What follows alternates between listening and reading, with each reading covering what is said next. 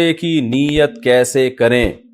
روزے کی نیت کیسے کی جاتی ہے؟ اگر سحری میں آنکھ نہ کھلے تو روزے کا کیا حکم ہے؟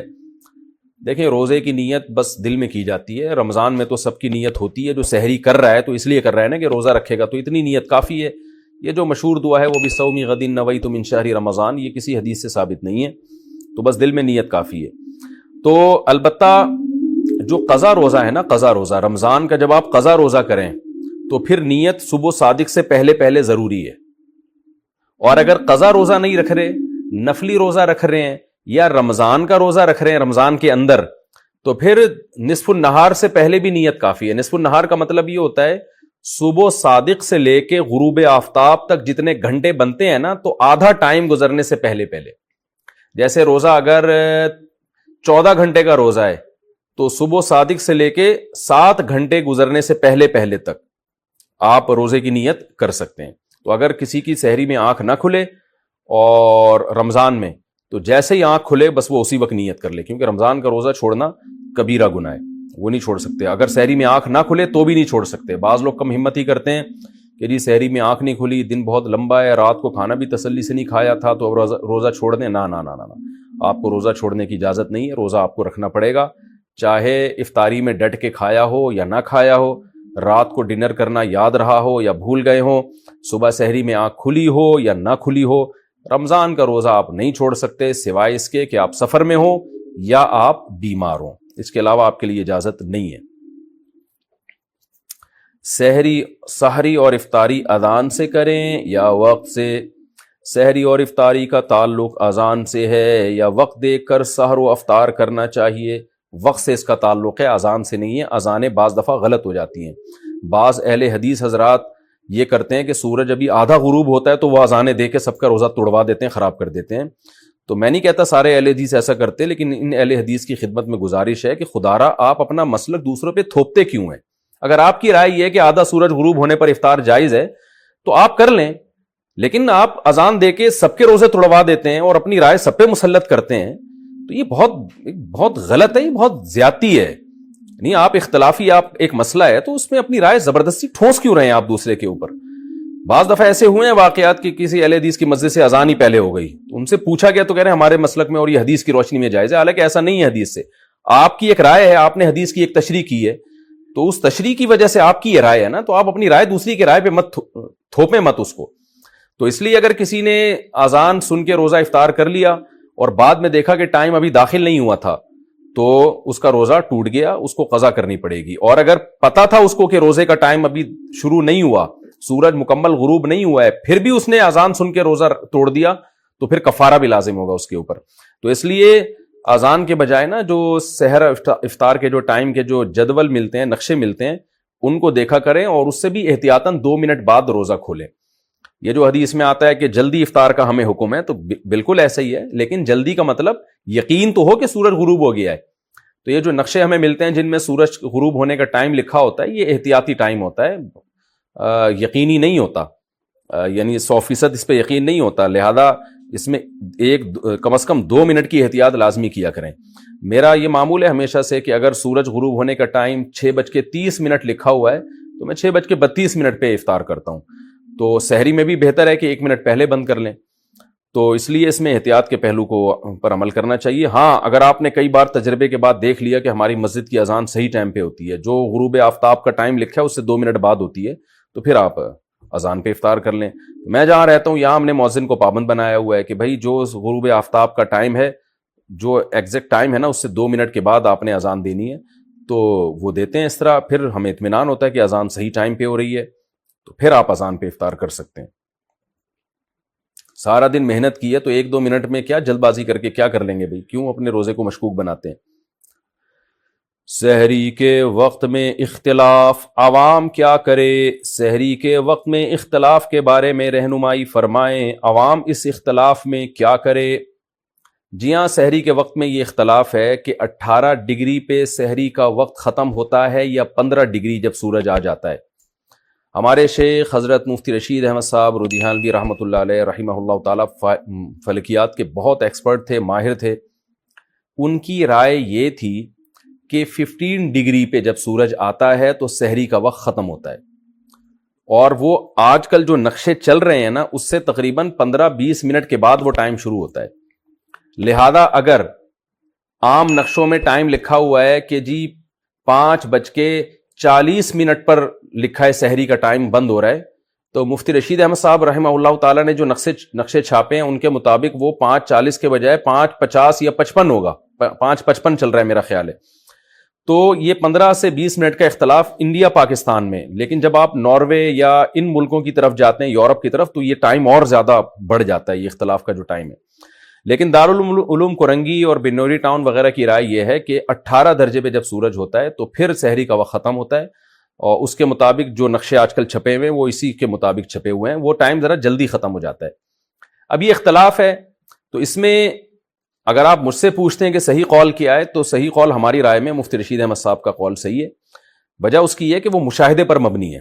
آپ نیوٹرل ہو کے اگر مشاہدہ کریں، یعنی نقشوں کو دائیں طرف رکھیں آپ، اور کسی سے کچھ بھی نہ سنیں آپ، کیونکہ آپ کسی کو ساتھ لے کے جائیں گے نا تو وہ پھر آپ کو نیوٹرل رہنے نہیں دے گا، کسی بھی قول والے کو لے جائیں گے وہ نیوٹرل نہیں رہنے دے گا آپ کو۔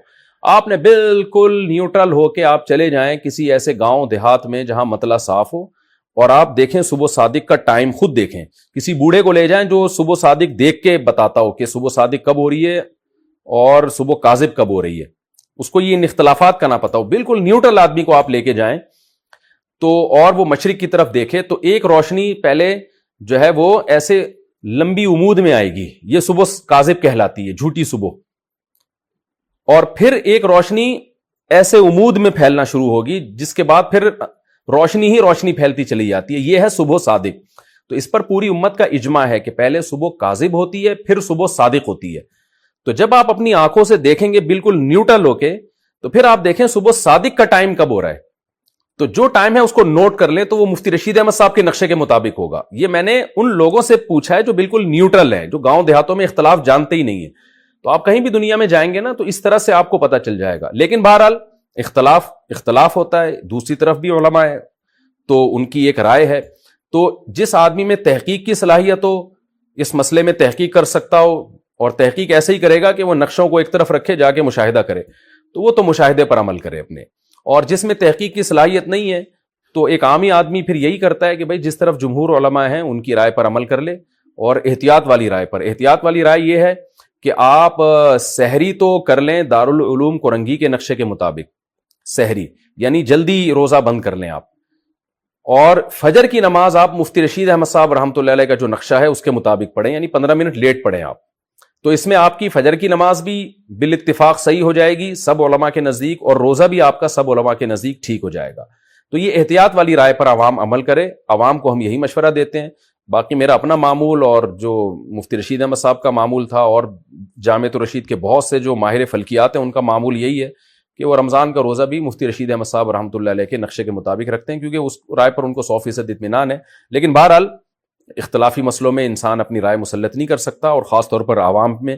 تو میرا یہ معمول گھر کے اندر تو ہے، لیکن میں پبلک پلیسز میں مفتی رشید احمد صاحب کی رائے پر عمل نہیں کرتا۔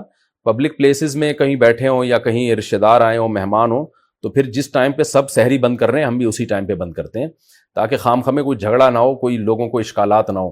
ایسا نہ ہو کہ میں دیر تک کھا رہا ہوں تو لوگ پوچھیں مفتی صاحب سحری کا وقت ختم ہو گیا، ابھی آپ 15 منٹ بعد کس خوشی میں کھا رہے ہو، ان کو کون سمجھائے گا؟ تو ایک لوگوں میں ایک کنفیوژن پیدا ہوتی ہے، اختلاف پیدا ہوتا ہے، جھگڑے پیدا ہوتے ہیں۔ ایسا کام نہیں کرنا چاہیے جس سے لوگوں میں ایک اختلاف پیدا ہو۔ تو اس وقت ہم اپنی رائے چھوڑ دیتے ہیں، ہم کہتے ہیں کوئی بات نہیں، کوئی دیر تک کھانا فرض تو ہے نہیں۔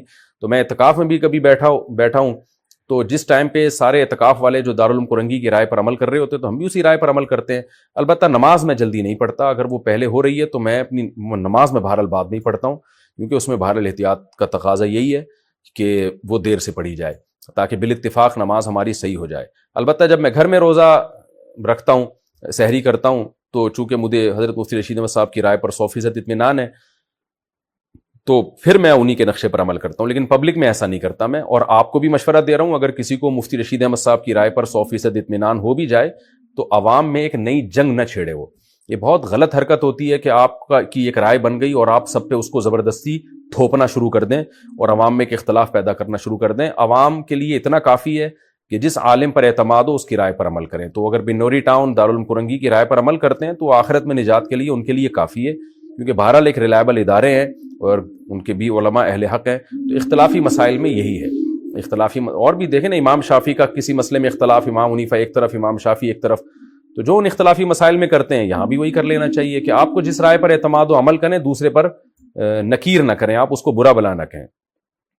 تو سب سے بہتر عوام کے لیے احتیاط والی رائے ہے کہ سحری دارالعلوم کرنگی کے نقشے کے مطابق بند کریں اور نماز مفتی رشید احمد صاحب رحمۃ اللہ علیہ کے نقشے کے مطابق پڑھیں. اچھا، یہ مفتی رشید احمد صاحب رحمہ اللہ کی جو رائے ہے یہ ان کی اکیلے کی نہیں ہے، دنیا میں اور بڑے بڑے ماہر فلکیات ہیں جو اسی رائے کے قائل ہیں. اور موبائل میں اپلیکیشن میں بھی ایسا ہے کہ آپ جب نارتھ امریکہ کے ادارے کی جو تحقیق ہے صبح صادق کی، وہ جب اپنے موبائل میں ڈاؤن لوڈ کریں گے تو وہ مفتی رشید احمد صاحب رحمۃ اللہ علیہ کی رائے والی رائے ہی کو وہاں کے سائنٹسٹ فالو کرتے ہیں. کراچی یونیورسٹی میں بھی بہت سے ایسے سائنٹسٹ ہیں جو فلکیات کے ماہر ہیں، وہ بھی مفتی رشید احمد صاحب رحمۃ اللہ علیہ کی رائے کو اس بارے میں صحیح قرار دیتے ہیں.